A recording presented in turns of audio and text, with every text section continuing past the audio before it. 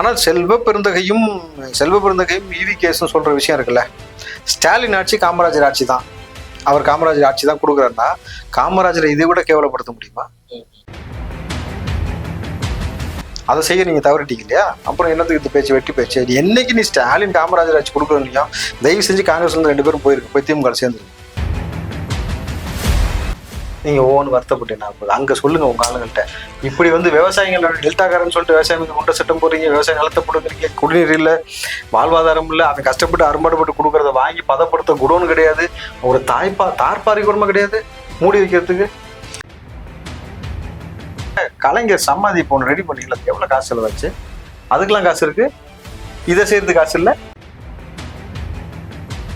ஒண்ணுமே பண்ண முடியாது. அப்போ இதுக்காவது அண்ணன் சீமான் உள்ள போகணும். சில விஷயங்களுக்கு அவர் பேசுவது மிகச்சரியாக இருக்கு. அதை நான் காங்கிரஸ் இருந்தாலும் அந்த விஷயத்தை நான் ஏத்துக்கிறேன். ஏன்னா சீமான் சொல்வது மிகச்சரி.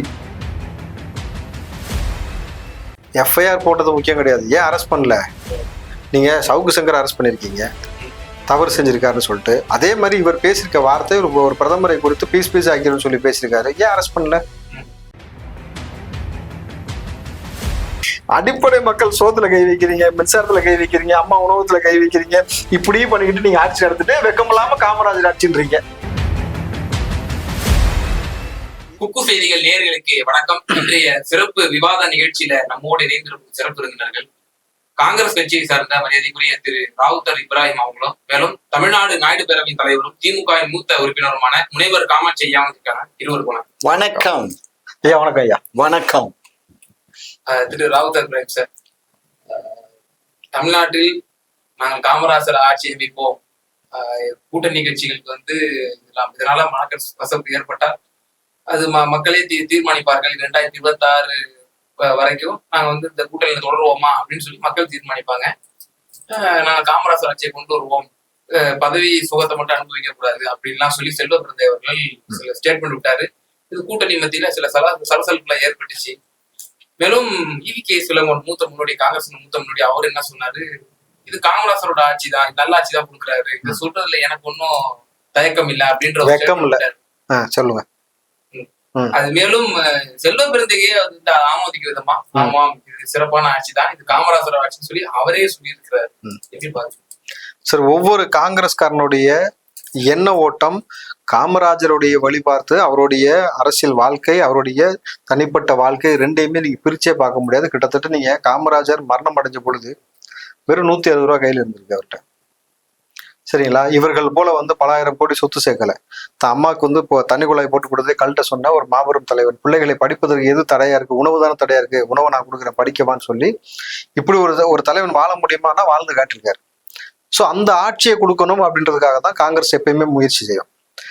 அந்த காமராஜரை பார்த்து தான் நீங்க பாத்தீங்கன்னா காங்கிரஸை ஈர்க்கப்பட்டு மக்கள் காங்கிரஸ் கட்சியிலே வர்றது.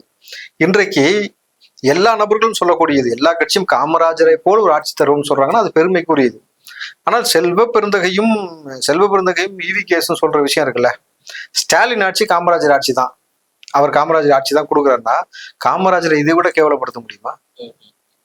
காமராஜர் இப்படிதான் இத்தனை வகையான ஊழல்கள் செஞ்சிருந்தாரா? இத்தனை வகையான கனிம வளங்கள், இயற்கை வளங்கள் திருடப்பட்டுச்சா? சாதிய படுகொலைகள் நடந்து கொண்டிருக்கிறது. இந்த மெத்து விவகாரமா இருக்கட்டும், அல்லது ஆட்சி நடக்கக்கூடிய இந்த பெருவெள்ளத்துல மக்களை தவிக்க விட்டதா இருக்கட்டும், கிளாம்பாக்கம் மேட்டரா இருக்கட்டும், அதை தாண்டி இங்க சாதிய படுகொலைகள் எத்தனை நடந்து கொண்டிருக்கிறது, வேங்கவேலா இருக்கட்டும், இந்த இரட்டை கொலை முறையா இருக்கட்டும், எல்லாமே இருக்கு. இதை தாண்டி ஒவ்வொரு தனிப்பட்ட அமைச்சர் பெருமக்கள் சொத்து சேர்த்து வச்சிருக்காங்கல்ல.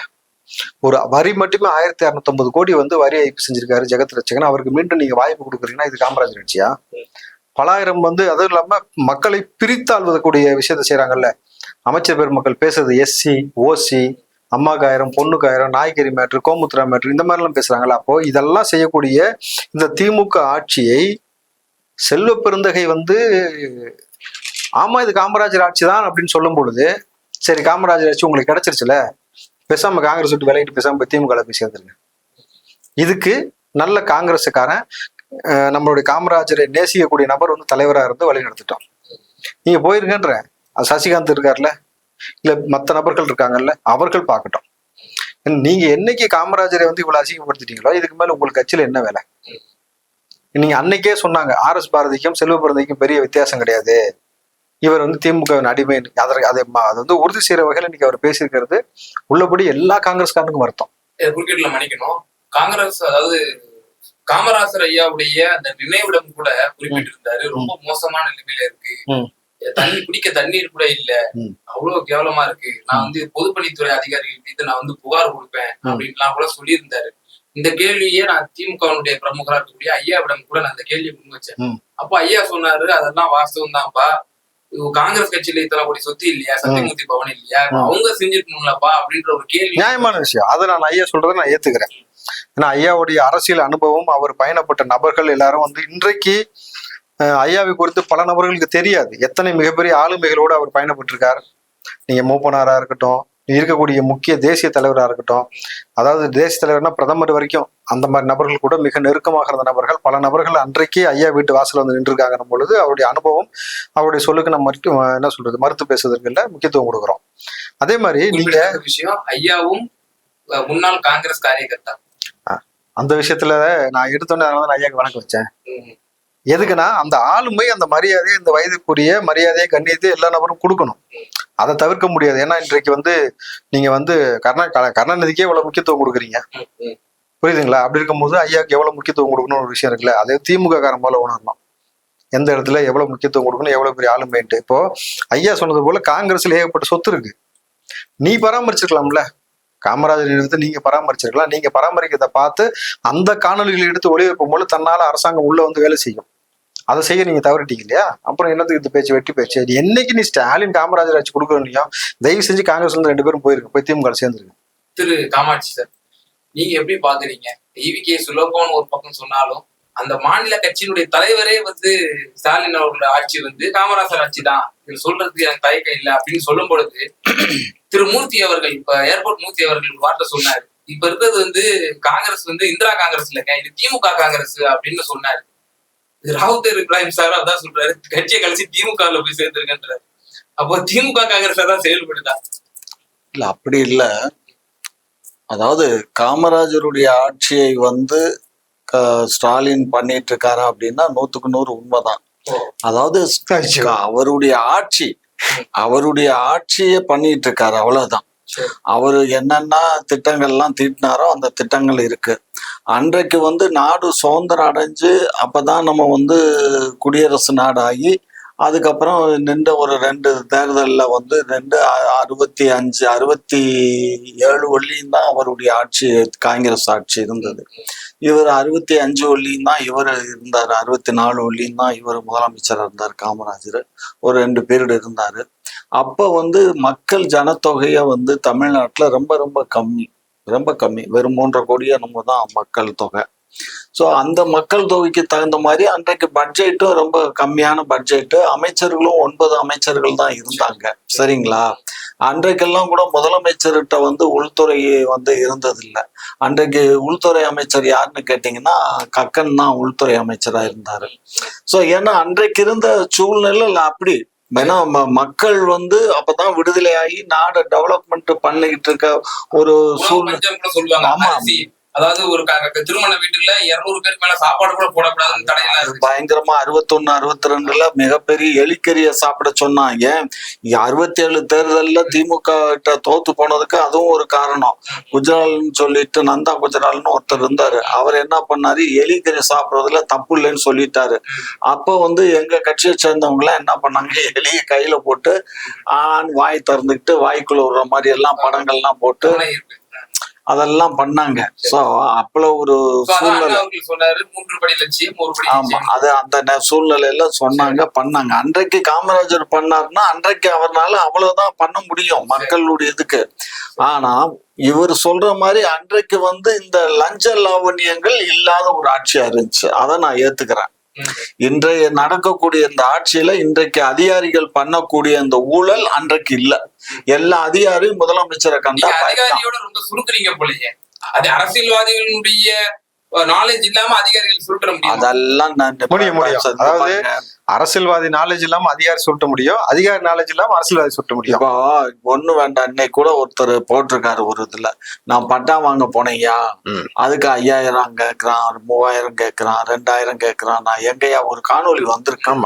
கூடுதலா ஒரு விஷயம் சொல்லுங்க, இது நான் வெளியிடுறது மூலமாக எனக்கு பல பின் விளைவுகள் ஏற்பட்டு விடுமோ என்ற ஒரு அச்ச உணர்வும் எனக்கு இருக்கிறது அப்படின்னு சொன்னாரு. அப்படின்னு சொல்றாரு. சோ அந்த அளவுக்கு வந்து அதிகாரிகள் வந்து நடந்து கொள்றது வந்து ரொம்ப வருந்தத்தக்க ஒரு விஷயம். ரெண்டாவது, எனக்கு ஒரு இது புரியவே இல்லை. என்னன்னு கேட்டீங்கன்னா, இப்ப உள்துறையினுடைய செயலாளரா இருக்கக்கூடிய அமுதா மேடம் ஐஏஎஸ் வந்து ரொம்ப திறமையானவங்க. அவங்க வந்து அந்த உள்துறையினுடைய செயலாளரா இருக்கும்போதே இன்றைக்கு காவல்துறை வந்து ரொம்ப ஒரு இதா இருக்கு. என்னன்னா ஸ்லீப்பர் செல் மாதிரி இருக்கும்னு நம்ம நினைச்சோம். ஆனா அது வந்து ஸ்லீப்பராவே இருக்கே தவிர செல்லா இல்ல. ஸ்லீப்பர் செல்லுடைய பொருள் என்னன்னு தெரியுமா? தெரியுமே. அது ஐயா இல்ல இந்த அமுதா ஐஏஎஸ் இருக்காங்கல்ல, இந்த டெட்ரா பேக் கொண்டு போன்னு சொல்லப்ப முத்துசாமி பேசப்ப கூட இருந்தாங்களே, அந்த ஐஏஎஸ் தானம்மா? அவர் தானே? இல்ல அந்தம்மா தான். அதாவது டெட்ரா பேக்கை கொண்டு வருவோம், அதுக்கு ஆய்வு செஞ்சுக்கிட்டு இருக்கோம்னு சொன்ன போது முத்துசாமி கூட சேர்ந்து நின்று பேட்டி கொடுத்தவங்க அவங்க தான். அவங்க எந்த மாதிரியான விஷயத்துக்கு முன்னெடுத்து ஒரு ஐஏஎஸ் கொண்டு போய் இந்த ஆட்சி நிப்பாட்டுக்கு பாருங்களேன். ரொம்ப வருத்தமா இருக்கு. இல்ல அவங்க எனக்கு கூடுதலா எனக்கு இன்னொரு அந்த துறையில அவங்க இருந்தாங்களா? இல்லையா, அவங்க கூட இருக்காங்க. இந்த காணொலி பாருங்க. ஒண்ணு. ரெண்டாவது விஷயம், ஐயா நீங்க காமராஜரோட பயணப்பட்டிருக்கீங்களா? பாத்துருக்கீங்களா? பாத்துருக்கீங்களா? அந்த ஒரு தேர்தல்ல அவரோட வேலை செஞ்சிருக்கேன். 72 தேர்தல்ல மதுரையில நடந்த சட்டமன்ற தேர்தல்ல பி ஆனந்தம் சொல்லிட்டு மதுரை மேற்கு தொகுதியில நின்றாரு. அப்ப இவர் வந்து திமுக இதுல வந்து நம்ம கம்யூனிஸ்ட் கட்சியில இருந்து ஒரு கேண்டிடேட் நின்றாரு. அவரை எய்த்து இவர் பி ஆனந்தம் காங்கிரஸ்ல, பழைய காங்கிரஸ் நல்ல காங்கிரஸ் அப்ப இருந்த பழைய நல்ல காங்கிரஸ், இந்திரா காங்கிரஸ் அண்ட் காமராஜர் காங்கிரஸ், ஜெயன் ஜெயபர் அவர் பேர் என்ன, அவர் கூட பேர் மறந்து ஜெயஜெயன்றாமா இல்லையே, நிஜாங்கலிப்பா அவருடைய காங்கிரஸ். அந்த காங்கிரஸின் சார்பா 72ல ஆனந்தம் நின்றாரு. இவர் தேர்தல் பிரச்சாரத்துக்கு ஐயா வந்தாங்க. அவங்க கூட ஓபன் ஜீப்ல நான் கூட பயணிச்சேன். இப்ப நான் இது மூலம் மக்களுக்கும் குறிப்பா திமுக காரனுக்கு சொல்றது என்னன்னா, காமராஜரை பற்றி தெரியல, திமுக காரனுக்கு மட்டும் இல்ல காங்கிரஸ் காரனுக்கு சேர்த்து தான் சொல்றேன். காமராஜரை பற்றி தெரியலன்னா ஐயாவை பாருங்க, ஐயாட்ட வந்து பேசுங்க, அந்த அனுபவத்தை தெரிஞ்சுக்கங்க. நீங்க காமராஜரே பார்க்காத ஆட்கள், செல்வ பிறந்தவங்களாம் காமராஜரை பார்த்துருக்க வாய்ப்பு கிடையாது. ஐயா கூட இருந்து வேலை செஞ்சிருக்காரு. அப்போ காமராஜர் எப்படி பணியாற்றுவார், என்ன அவருடைய சிறப்பு, அவருடைய தனித்தன்மை என்ன? ஐயா சொன்னார், அன்னைக்கு இருந்த பொருளாதார சூழ்நிலை, அன்னைக்கு தங்கம் கூட தான் நீங்க பார்த்தீங்கன்னா 100 ரூபாய் 200 ரூபாய்க்கு வித்துச்சு. இன்னைக்கு எங்க போயிட்டு இருக்கு? ஸோ ஆனா அந்த பொருளாதாரத்துக்கு தகுந்தாறு போல காமராஜர் எப்படி முன்னெடுப்பு எடுத்தார். இன்னும் சொல்ல போனீங்கன்னா, அன்னைக்கு நீங்க ஒரு வார்த்தை சொன்னீங்கல்ல, 3 படி 3 படி லட்சியம் 1 படி நிச்சயம். அப்படியே பேரறிஞர் அண்ணா அவர்கள் அப்போது வாக்குறுதி. 3 படி லட்சியம் 1 படி நிச்சயம். அப்ப அது 1 படி அரிசின்றது அன்னைக்கு எவ்வளவு பெரிய எட்டா கனியா இருந்திருக்கு. அன்னைக்கு சூழ்நிலையே அவர் வந்து எல்லாத்துக்கும் சோறு போட்டாரா மாணவ பிள்ளைகளுக்கு படிக்க வாங்கன்னு. இதுதான் ஒரு தலைவன் இப்படிதான் முன்னெடுக்கணும். இப்படி இருக்க வேண்டிய ஆட்சியை எப்படி மாத்தி வச்சிருக்கீங்க? எப்படி வந்து யாருக்கு நீங்க புகழ ஆரம்பிச்சுட்றீங்க? நீங்க பேசும்போது ஒரு விஷயம் குறிப்பிட்டு இருந்தீங்க, காமராஜர் அவர்களுடைய ஆட்சி காலத்துல எப்படி இருந்துச்சோ அதே போலதான் நிர்வாகம் வந்து சிறப்பா நடந்துட்டு இருக்கு அப்படின்ற ஒரு விஷயம் சொன்னீங்க. ஆனா காமராஜர் ஆட்சி காலத்துல வந்து மது இல்லை.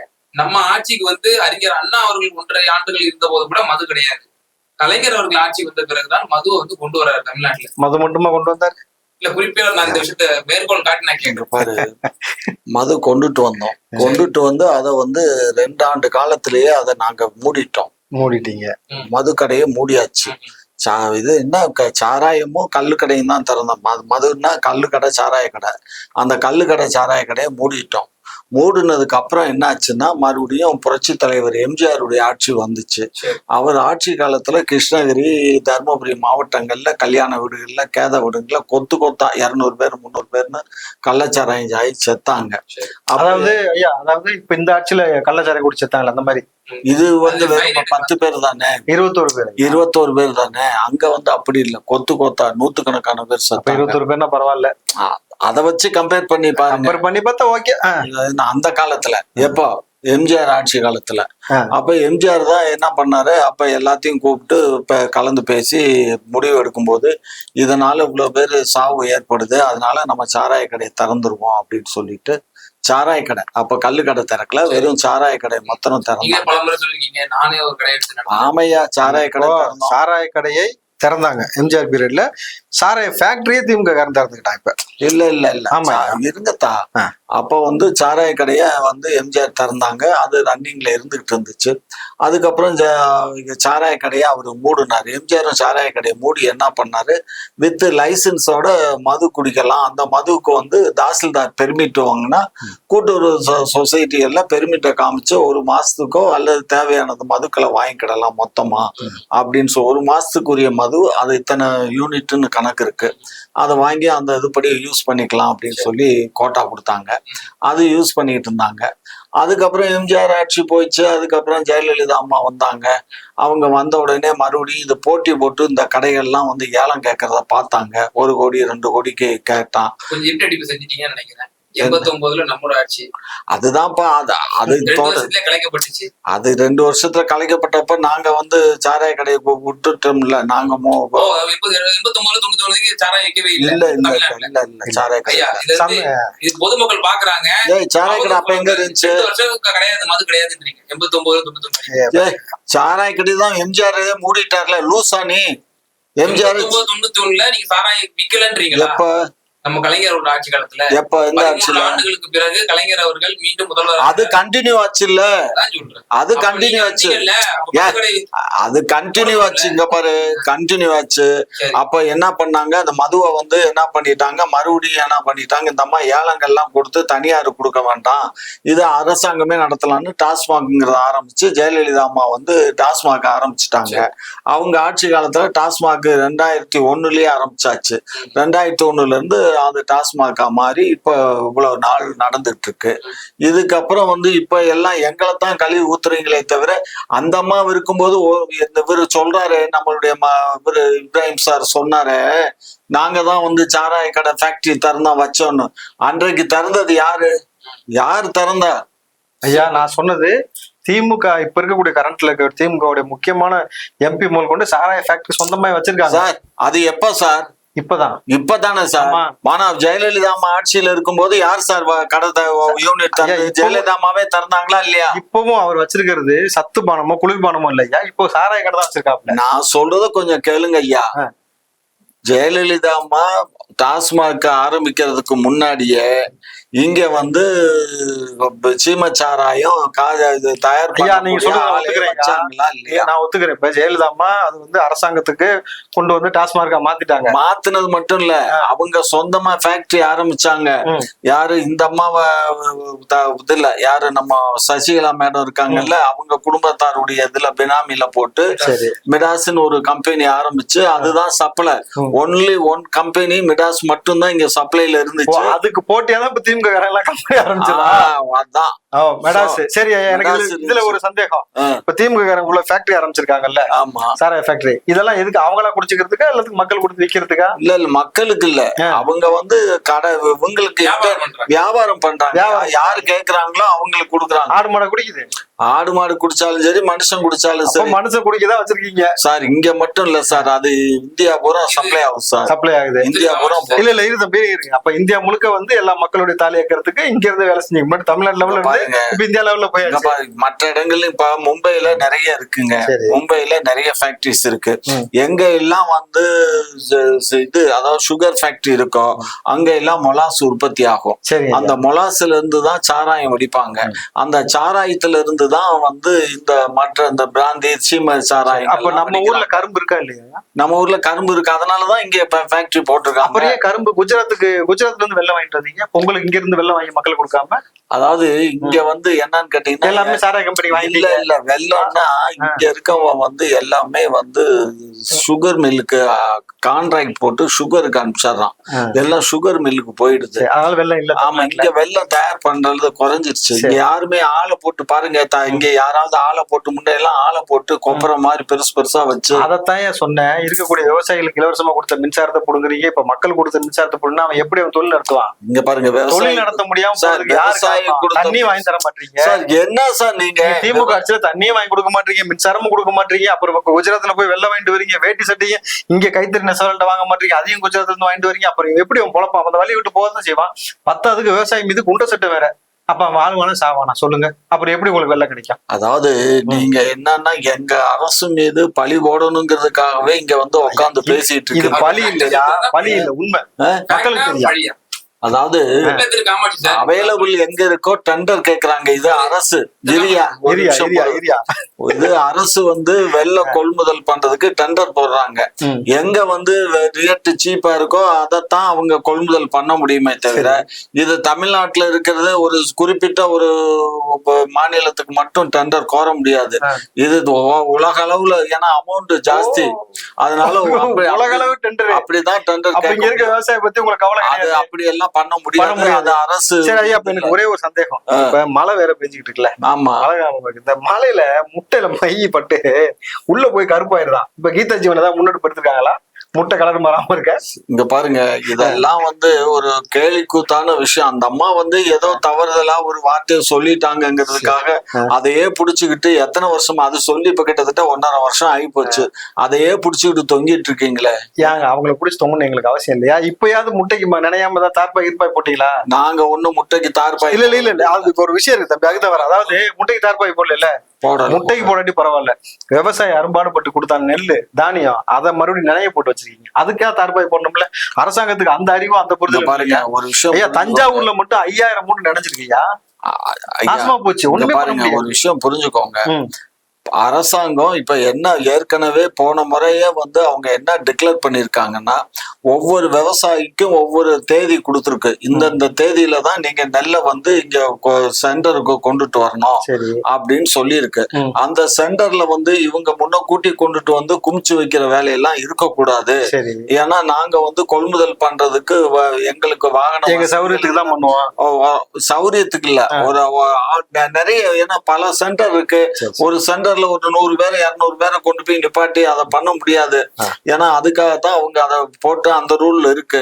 இதை அத்துமீறி இவங்க பாட்டு கொண்டு வந்து களத்துல குமிச்சு வச்சாக்க என்ன செய்ய முடியும்? ஐயா ஒரே ஒரு சின்ன தகவல், மேல பாறை மேல உயரத்திலேயே இல்ல ஒரு சின்ன தகவல், முக்கியமான விஷயம். விவசாயிங்க வந்து அனுமதிக்கு முன்னாடி சொல்றதாமா அவங்களா நெல்லை கொண்டு வந்துட்டாங்க. நீங்கல்ல, நான் சொல்றது காஞ்சிபுரம் மாவட்டத்துல அரசாங்கம் விவசாயிட்டு வாங்கி வச்சிருச்சு 5000 மூட்டை, நாசமா போச்சு. நீங்க ஒவ்வொன்று வருத்தப்பட்டீங்க. அங்க சொல்லுங்க உங்க ஆளுங்கள்ட்ட, இப்படி வந்து விவசாயிகள் டெல்டாக்காரன்னு சொல்லிட்டு விவசாயம் குண்ட சட்டம் போடுறீங்க, விவசாயம் நிலத்தை போடுங்கிறீங்க, குடிநீர் இல்ல, வாழ்வாதாரம் இல்ல, அவன் கஷ்டப்பட்டு அரும்பாடுபட்டு கொடுக்கறத வாங்கி பதப்படுத்த குடோன் கிடையாது, ஒரு தார்பாரி குடும்பம் கிடையாது மூடி வைக்கிறதுக்கு. இல்ல முன்ன எல்லாம் வந்து ஓப்பன்ல வைப்பாங்க, கீழே கல்லுகளை வச்சு அதுக்கு மேல மரங்களை வச்சு அந்த மரத்துக்கு மேல மூடைகளை அடுக்கி இந்த எலிகள் எல்லாம் வராம இருக்கிறதுக்கு சில மருந்துகளை எல்லாம் வச்சு பண்ணாங்க. முன்ன கூட தான் மாட்டு வண்டியில போனாங்க, குதிரையில போனாங்க, ஆட்சி போட்டு எங்க பார்த்தாலும் நூத்துக்கணக்கான அமைச்சர் பெருமக்கள் அப்படியே போறீங்க. இல்ல ஓப்பன்ல இருக்கும் அப்ப எல்லாம் நெல்லு. காரணம் என்னன்னா வெயில் அடிக்கும் போது அந்த நெல்லு ஈரப்பதம் எல்லாம் காயும் அப்படிங்கிற அந்த பர்பஸ்ல அதை பண்ணாங்க. இன்னைக்குதான் வளர்ந்துருச்சு டெக்னாலஜி வளர்ந்துருச்சு. ஆனாலும் வந்து குடோன்கள் வந்து போதுமான அளவுக்கு இல்ல. அதை கட்டுறதுக்கு பொருளாதார வசதி இல்லாததுதான் காரணம். ஏன்னு கேட்டீங்கன்னா ஒன்றிய அரசு வந்து நமக்கு கொடுக்க வேண்டிய பணங்களை வந்து ஒழுங்கான முறையில கொடுக்கறது இல்ல. இப்ப இது 2 நாட்களுக்கு முன்பாக ஸ்ரீபெரும்புத்தூர்ல 5000 மூட்டைகள் நெல் மூட்டைகள் வந்து காஞ்சிபுரம் மாவட்டம். அதே போல ஒரு வாரத்திற்கு முன்பாக ஒரு மழை பெய்தது விழுப்புரம் மாவட்டத்துல 12000 நெல் மூட்டைகள் வந்து மழையால வந்து சேதமடைஞ்சு பாக்குறோம். செந்தமிழ் சீமானவர்கள் தொடர்ச்சியா சொல்லிட்டு வர்றாரு இது சம்பந்தமா வந்து நெல் மூட்டைகளை வந்து நம்ம பாதுகாக்க மாட்டேங்கிறோம், விவசாய பொருள்ல வந்து இப்படி நம்ம நாசமாக்கிட்டு இருக்கோம். ஆனா மதுவை பாருங்க, நம்ம வந்து அதுக்கு வந்து எவ்வளவு நம்ம பாதுகாப்போட வச்சுட்டு இருக்கோம். எதை வந்து பாதுகாப்போட வைக்கணும், எதை வந்து எந்த இடத்துல வைக்கணும் ஐயா தெளிவா ஐயா தெளிவா சொல்றாரு. திமுக வந்து சாராயத்தை பாதுகாக்கலாம் அத்தனை கடை போட முடியும், எங்களால் நெல்லை பாதுகாக்கலாம் பணம் எங்கள்கிட்ட கிடையாது. அந்த காலத்துலலாம் அப்படி மூட்டையை அடுக்கி வச்சோம். இந்த காலத்துல வந்து நாங்க மாட்டு வண்டியில போல, குதிரை வண்டியில போல, கார்ல போறோம். ஆனா திமுக காசு இல்லை. அப்படித்தானே ஐயா? மது வியாபாரம்ங்கிறது அது தொழில். இது மக்களுக்காக இலவச அரிசி கொடுக்கறதுக்காக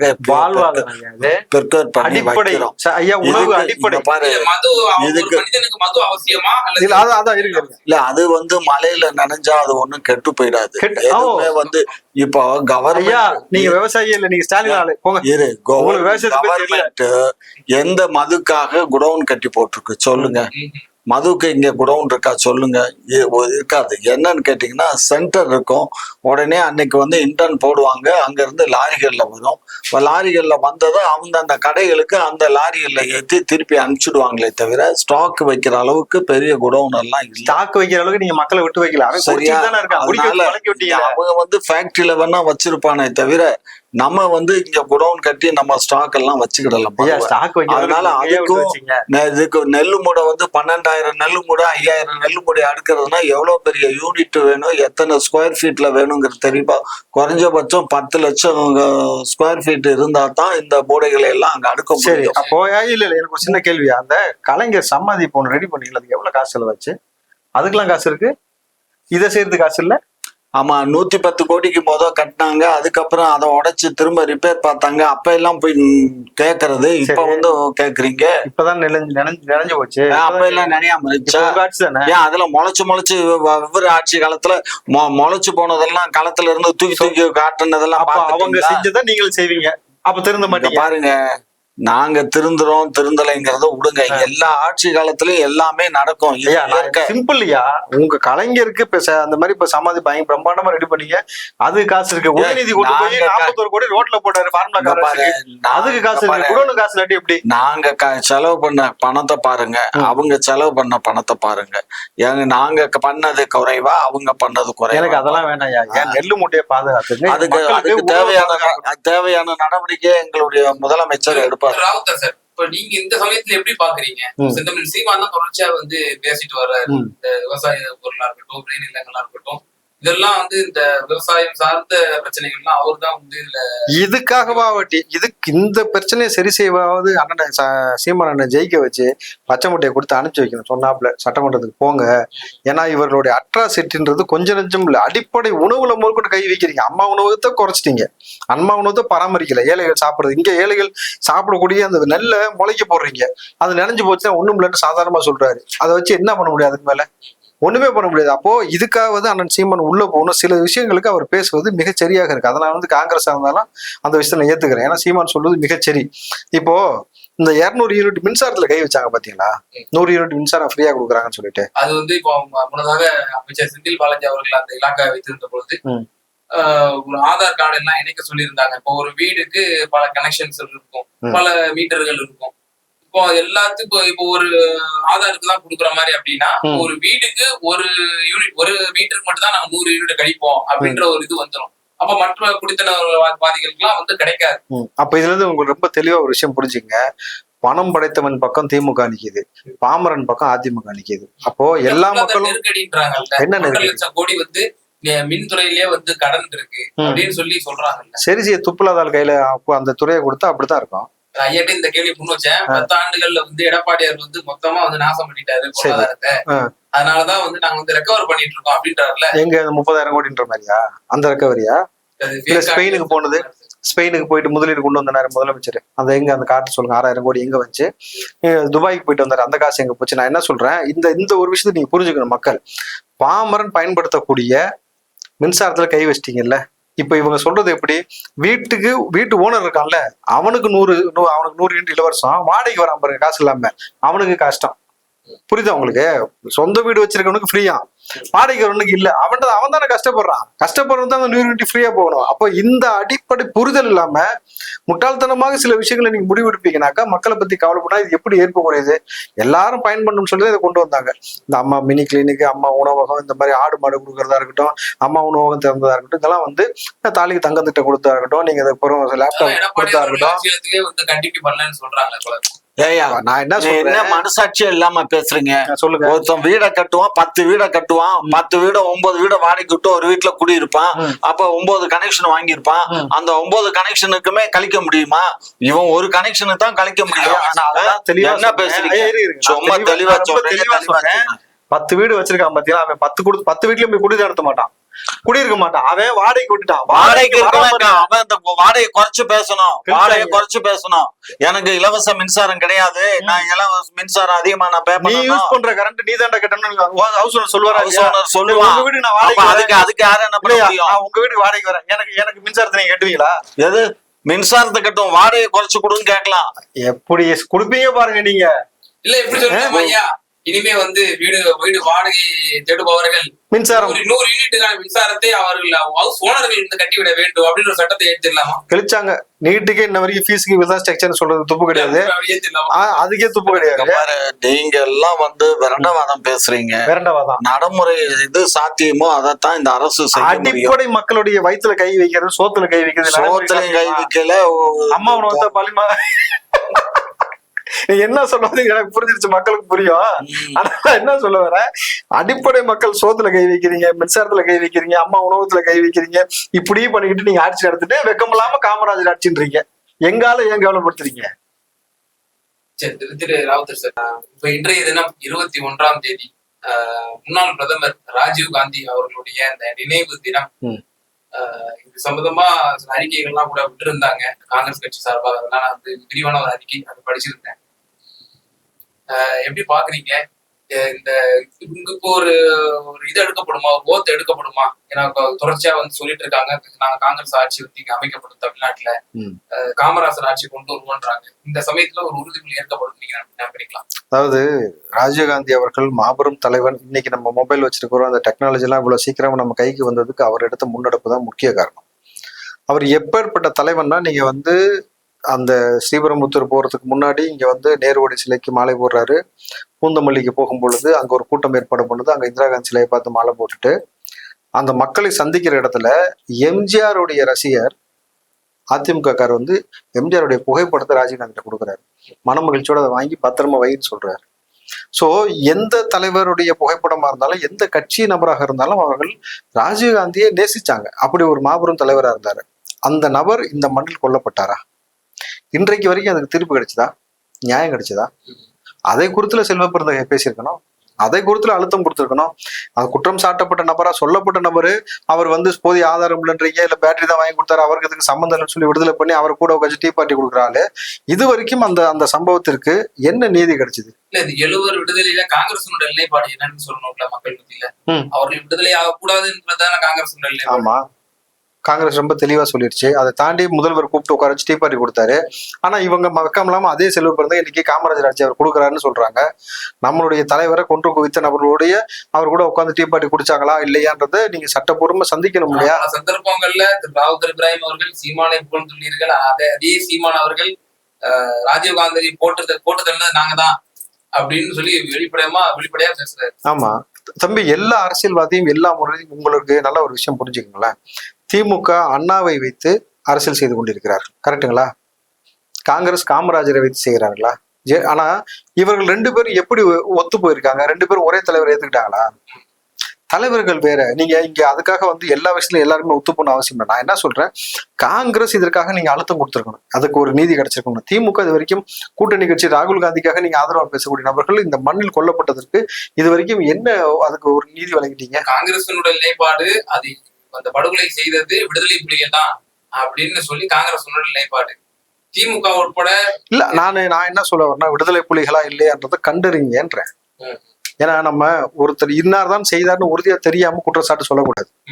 அதை நான் எப்பயுமே நான் ஏற்க மாட்டேன். புரியுதுல?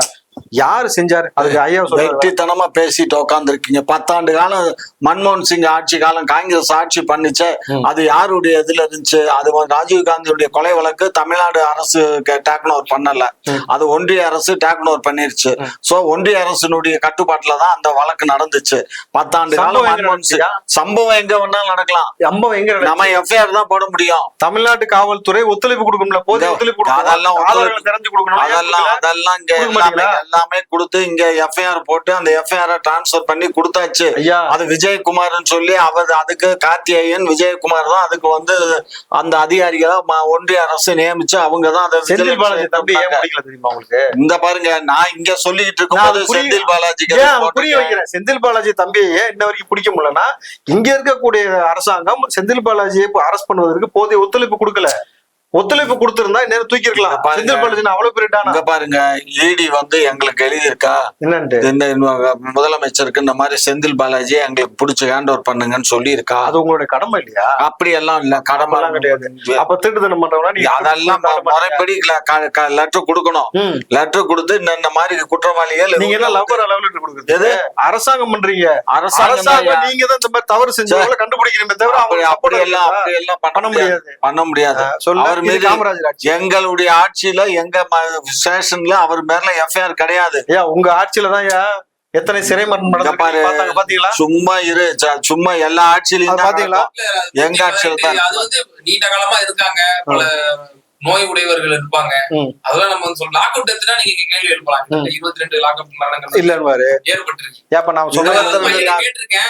ஐயா சொன்னாரு ஹார்ட் அட்டாக்ல இறந்துட்டாங்க, அப்படி அதிர்ச்சியில இறந்து போனாங்க அப்படிலாம் சொன்னாரு. ஏன் ஸ்டாலின் முதலமைச்சர் ஆயிட்டாரா? திரு காமாட்சி ஐயா, நீங்க வந்து ராஜீவ்காந்தியினுடைய நீங்க வந்து ராஜீவ்காந்தி கூட நீங்க பலமுறை நீங்க அரசியல் தொடர்பு வச்சிருந்தீங்க, அவரோட பயணம் செஞ்சிருக்கீங்க. குறிப்பா இன்றைய தினம் அவருடைய அந்த நினைவு தினம் எப்படி பாக்குறீங்க? என்ன பாக்குறீங்கன்னா, இந்த மண்ணுல வந்து அவர் இறந்தது, பழி கொடுத்தது வந்து நீங்காத ஒரு கரை வடைஞ்சு போச்சு. தமிழ்நாட்டுல ராஜீவ்காந்தி கொல்லப்பட்டது இது காலாங்காலத்துக்கும் இது வந்து இதாகாது. அதுக்கு தகுந்த மாதிரி நினைவு மண்டபம் வேற அங்க கட்டியாச்சு ஸ்ரீபெரும்புத்தூர்ல.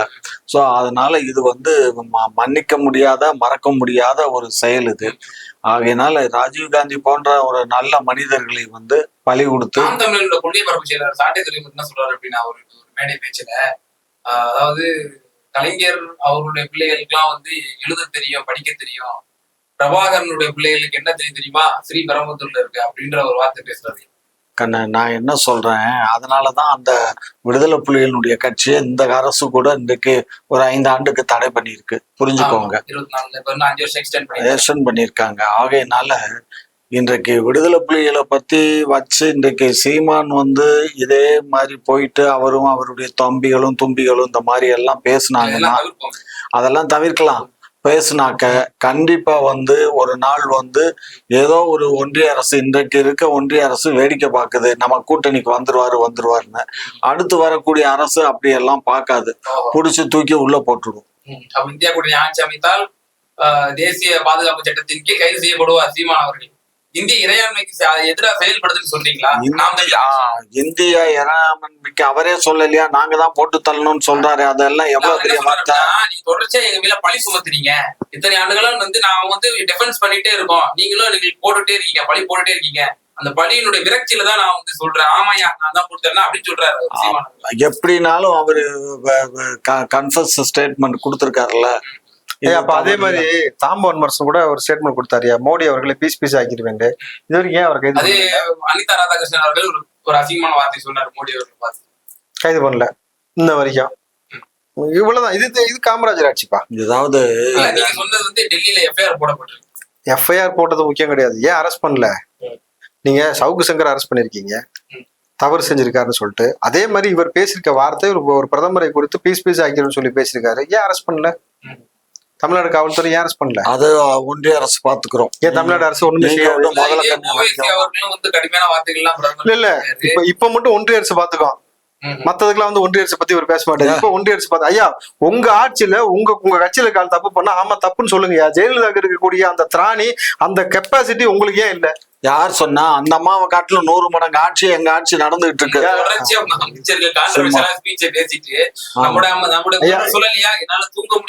புலம்புனாரு. சும்மாரியா? ஆட்சிக்கு வந்தப்ப சொன்னது இப்ப சொன்னாரு. ஆட்சிக்கு வந்து 3 மாசத்துல சொன்ன வார்த்தையே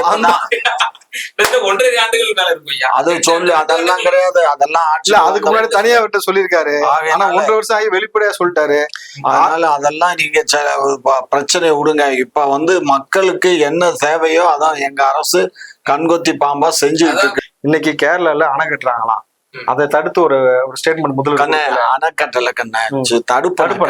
அதாவது ஒரு சும்மா தண்ணியை தேக்கி வைக்கிறதுக்கு ஒரு முட்டை மாதிரி கட்டுறாங்க, அவ்வளவு.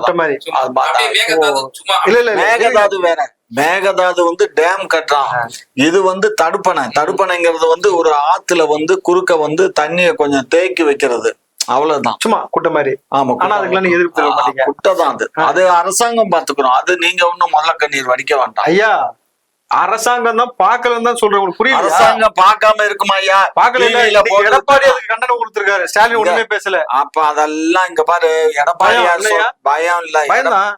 எடப்பாடியார் கேரளா பார்த்தா பயப்படுறீங்க, கர்நாடகா பார்த்தா பயப்படுறீங்க, அங்க பத்தி எதுவும் கேட்க மாட்டீங்க. ஆனா இங்க வந்தா மட்டும் வீரவசனம் பேசுறீங்க. நாங்க யாருக்கும் பயந்த ஆளுங்க நாங்க இல்ல. சரி. புரிஞ்சுக்கோங்க.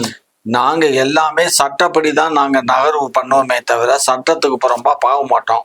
சட்டப்படி நடவடிக்கை எடுக்கப்படும். மணல் அள்ளலாம் சட்டப்படி அல்லதாயா? மணல் எல்லாம் நிப்பாட்டி 1 வருஷம் ஆச்சு. இல்ல அந்த மணல் அல்லது சட்டப்படி கிடையாது. அளவுக்கு அதிகமா மணல் அள்ளிருக்கீங்க. எதுக்கு 5 IAS அதிகாரி கூட்டு வந்த மாதிரி சீடி விசாரிச்சாங்க? பாரு, அது வந்து கான்ட்ராக்ட் கொடுக்குறோம், கான்ட்ராக்டுக்காரன் மண்ணை அதிகமா அள்ளிவிட்டான். இப்படி எல்லாத்து மேலயும் பழி போட்டு நீங்க தப்பிச்சுக்கிறீங்கல்ல? அப்போ நிர்வாகம் பண்ண துப்பு இல்ல. அது வந்து கான்ட்ராக்ட்காரன் பண்ண தப்பு. அதுக்கு வந்து கலெக்டர் வந்து சரியான ஸ்டேட்மெண்ட் கொடுத்துருவோம். ஆட்சியில உட்கார வச்சதான் சரியா தப்பு, வேற ஒண்ணும் இல்ல. உங்களை ஆட்சியில உட்கார வச்சோம் பாத்தீங்களா, அதான் மக்கள் பண்ண தப்பு. அனுபவிக்க வேண்டியதான். உங்களோட இருவரோட கருத்தை வந்து